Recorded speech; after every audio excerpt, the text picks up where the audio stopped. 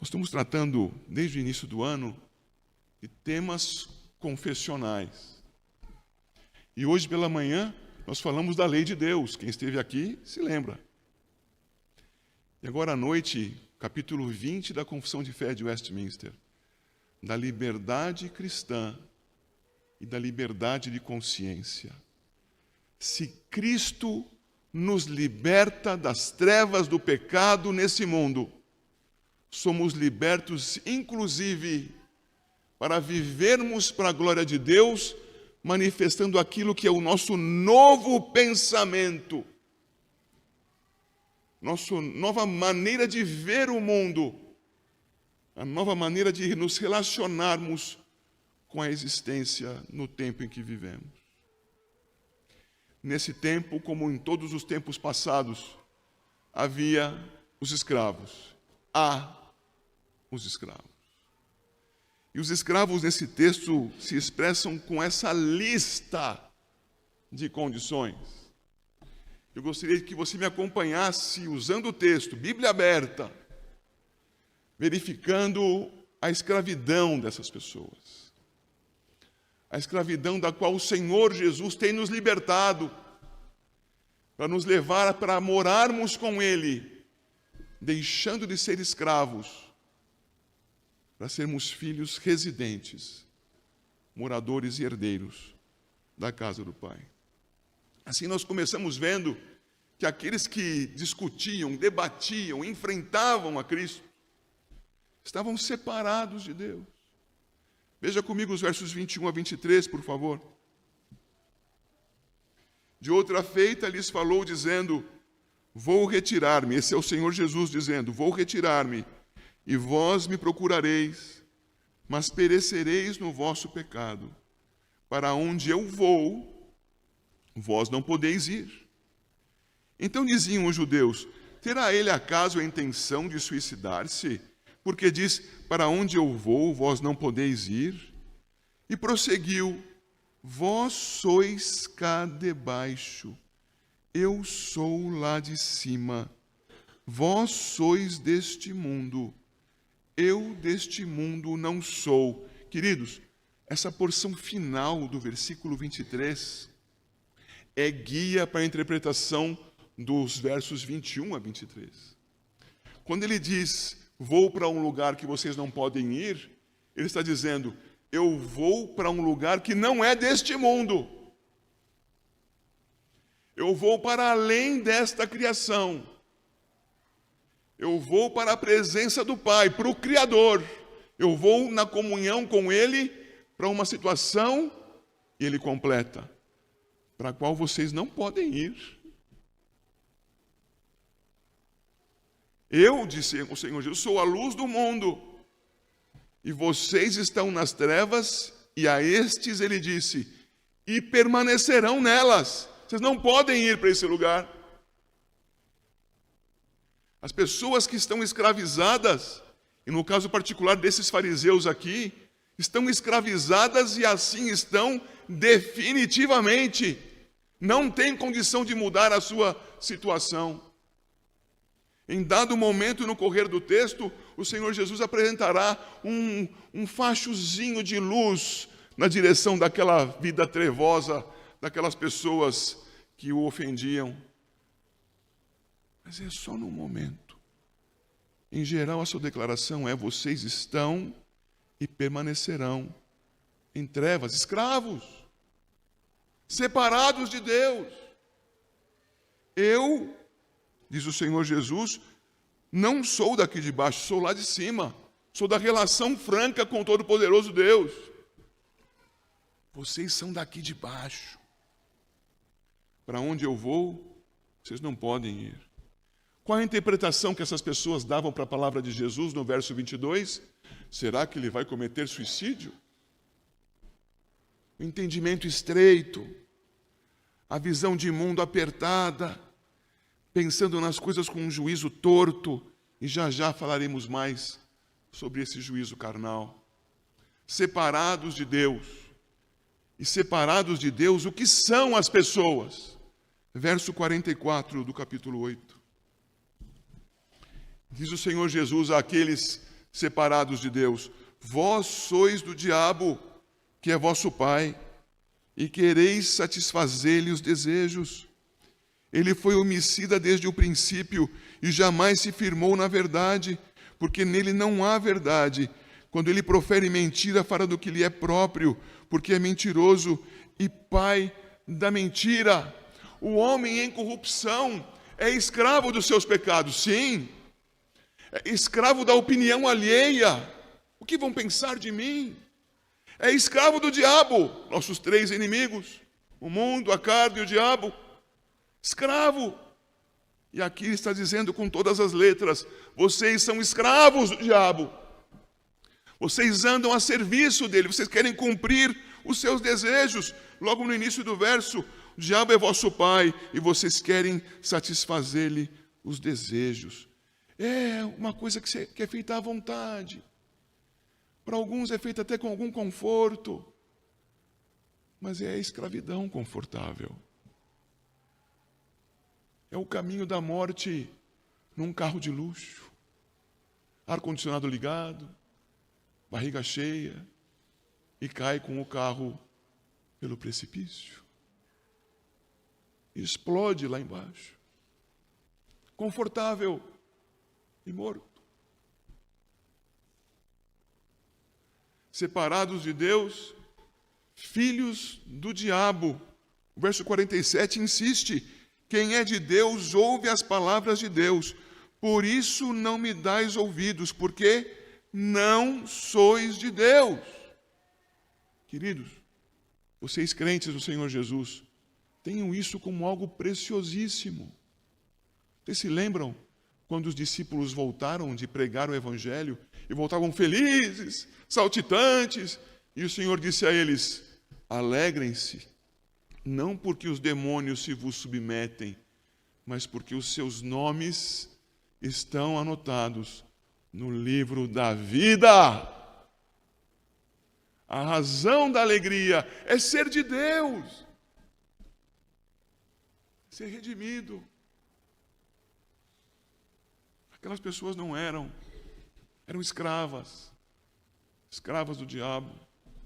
Portanto, elas não tinham condição de, por si mesmas, ouvir a mensagem e compreendê-la. Tinham os ouvidos tampados. Veja os versos 26 a 27. Veja comigo. Muitas coisas, diz o Senhor Jesus, tenho para dizer a vosso respeito e vos julgar. Porém, aquele que me enviou é verdadeiro, de modo que as coisas que dele tenho ouvido, essas digo ao mundo. Eles, porém, não atinaram que lhes falava do Pai. Não entendiam o que ele dizia. Não são capazes de compreender o Evangelho. O entendimento é tão grande quanto a capacidade do surdo ouvir. Não ouve. Filhos do diabo, separados de Deus, são surdos. Surdos à verdade. E por serem surdos à verdade, não podem crer nela. Escravos, não creem na verdade. Versos 16 a 19. Se eu julgo, diz o Senhor Jesus, o meu juízo é verdadeiro, porque não sou eu só, porém eu e aquele que me enviou. Também na vossa lei está escrito que o testemunho de duas pessoas é verdadeiro. Eu testifico de mim mesmo, e o Pai que me enviou também testifica de mim. Então eles lhe perguntaram: onde está teu Pai? Respondeu Jesus: não me conheceis a mim, nem a meu Pai. Se conhecesseis a mim, também conheceríeis a meu Pai. Mas como fazer isso sem crer? O início do verso 24 diz: por isso eu vos disse que morrereis nos vossos pecados, porque se não crerdes que eu sou, morrereis nos vossos pecados. Incredulidade. Não nos enganemos, meus irmãos. Os cegos não enxergam a luz. Os surdos não ouvem sons. Os ímpios de si mesmos não ouvem a palavra.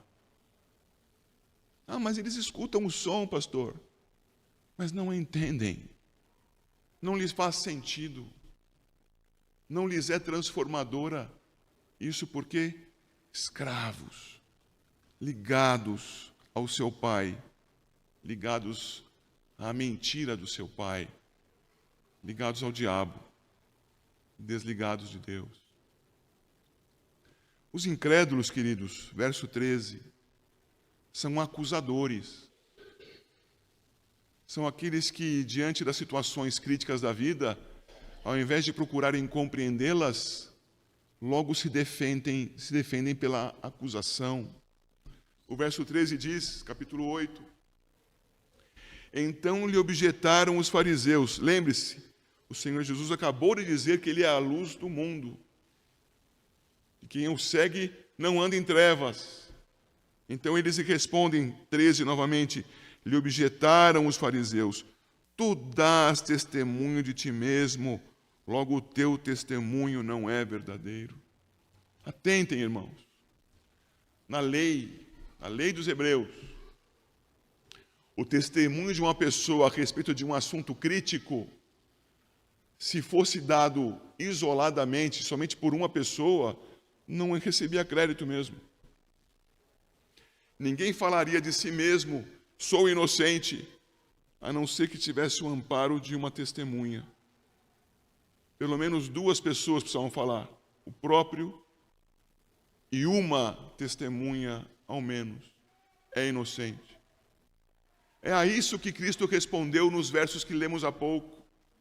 Eu digo isto, e o digo com o meu Pai, a quem vocês não conhecem. É o Pai que dá testemunho de mim. E se você não se recorda, eu o ajudo. Quando o Senhor Jesus foi batizado por João Batista, o que disse o Pai, a voz celestial, quando ele era sinalizado com o Espírito Santo sobre si? Este é o meu Filho amado, e quem tenho todo o prazer. E noutra situação, no Monte da Transfiguração, a ele ouçam o que ele diz. É o Pai que dá testemunho do Filho. Muito próximo aqui de João 8, no capítulo 12, o Senhor Jesus diz que estava na iminência de cumprir a sua missão, e diz então, Pai, glorifica o teu nome. E então dos céus vem a voz em resposta, eu já o glorifiquei e ainda o glorificarei. Quem dá testemunho do Filho? O Pai, ao lado do Filho. Mas esses são incrédulos, esses são acusadores, esses são separados de Deus. Eles não têm condição de entender o que o Senhor os mostra. No verso 14 lemos, respondeu Jesus e disse-lhes, posto que eu testifico de mim mesmo, o meu testemunho é verdadeiro, porque sei de onde vim e para onde vou, mas vós não sabeis de onde venho e nem para onde vou. Percebam a ligação do verso 14 com o 21 que lemos há pouco. Para onde vou, vós não podeis ir. Vocês não sabem nem para onde vou, não sabem nem de onde venho. Vocês não sabem quem eu sou, diz o Senhor Jesus. Isto é, os escravos são ignorantes. É por isso que nós dizemos e nos perguntamos, como pôde não entender? Porque ignoram. Olham para o universo, veem as constelações, na verdade, a luz que delas chegou até nós, e pensam, surgiu a partir de si mesmo. Olham para a complexidade de um corpo humano, de uma vida humana, não sabem dizer quais são as estruturas e como se organizam.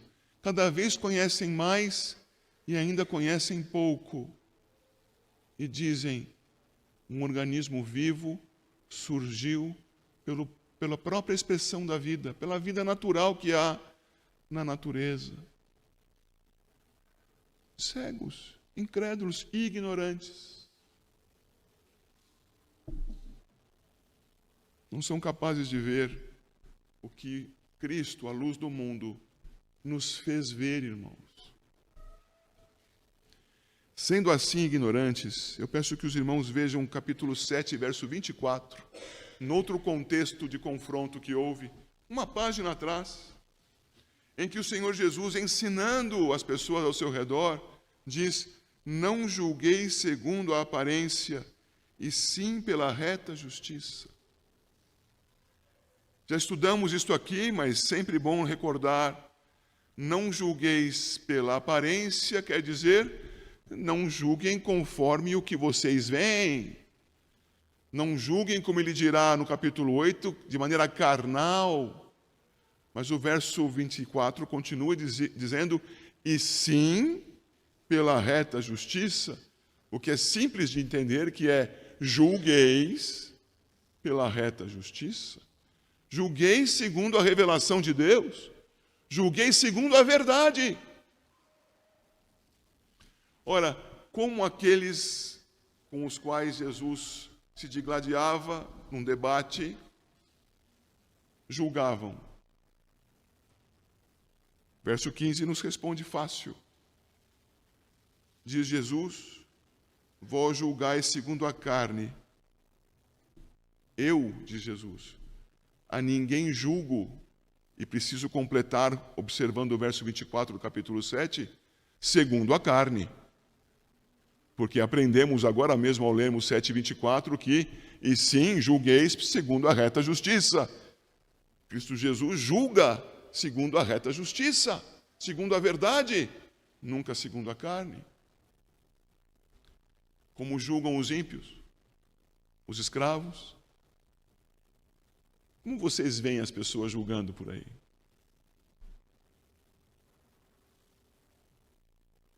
Preciso dar detalhes. Nós podemos olhar das rodas mais baixas. A criança acusando o seu coleguinha. Professores, às vezes os pais, fazendo juízo sem ouvir as partes, sem fazer justiça. Por vezes distribuindo condenações, condenando assim o inocente e aliviando a mão do culpado. Isso é justiça? Isso é juízo justo? Às vezes acontece em casa. Que dizer das altas rodas? Conhece algum advogado? Esse advogado certamente já leu a Constituição Federal. Aprendeu a disciplina da hermenêutica. Aprendeu que a interpretação se dá a partir do texto, sem colocar nada no texto, mas dizendo de maneira compreensível o que o texto diz. Ora, nós temos leis, nós precisamos de intérpretes que nos ajudem a entender o que elas dizem, porque o texto legal é muito enxuto. Mas o que nós temos visto são novas legislações, a apresentação nas altas esferas jurídicas do juízo carnal. Eu bastante quando estava ainda na caserna. Aos amigos, tudo. Aos inimigos, a lei não vale mais. A justiça carnal é aos amigos tudo, aos inimigos o que eu, juiz, quiser, ainda que fora da lei. Nós não vemos isso? Não é assim a rotina da sociedade? Eram assim aquelas pessoas, são assim os escravos. Juízes carnais. O verso 48 do capítulo 8 dirá: responderam, pois, os judeus, e lhe disseram: porventura não temos razão em dizer que és samaritano e tens demônio? Pode haver juízo mais distorcido da realidade? O Espírito do Senhor Deus está sobre mim. Tens demônio. Pode haver algo mais disparatado? É o juízo carnal, irmãos. É o juízo dos mortos, dos que estão em trevas, daqueles que se debatem contra Cristo. E por fim, no contexto, segundo nos mostra o verso 37, essas pessoas são assassinas. 37, bem sei que sois descendência de Abraão, contudo procurais matar-me, porque a minha palavra, vocês são surdos, não está em vós, vocês não ouvem, vocês não creem. Vocês querem me matar. Há coisa de uma década atrás, aproximadamente, um delegado de certa importância, de nome muito famoso, escreveu um livro, Assassinato de Reputações. Mata-se não apenas tirando a vida de alguém. E a palavra de Deus nos diz, o Senhor Jesus, no capítulo 5 de Mateus, que quando alguém sem motivo ofende a outro, está matando a este. A palavra usada ali é raca. Quando alguém sem motivo diz a seu irmão, raca, maldito, sai do meu caminho, morra. Está matando aquela pessoa sem tirar-lhe a vida biológica.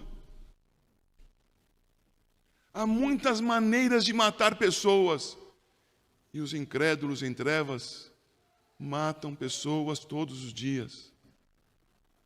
Voltando ao livro agora mesmo citado, acabando com as suas reputações, acabando com a sua condição de trabalhar, com a sua condição de ter o seu sustento, oferir renda, acabando com a condição delas buscarem saúde, esbanjando, gastando o que não lhes pertence, modificando a realidade, não apenas com um disparo de uma arma, mas pela promoção da violência na sociedade. Quando se cultiva, por exemplo, o tráfico de drogas, quando se impede que a polícia entre num local onde a violência e o crime são desenvolvidos ao extremo, o que está se fazendo senão matando gente? Assassinos. Vivem nas trevas, cultivam a morte. Nós vivemos esse contexto de escravidão, irmãos. Mas, irmãos, o Senhor Jesus disse em João 8,12, eu sou a luz do mundo.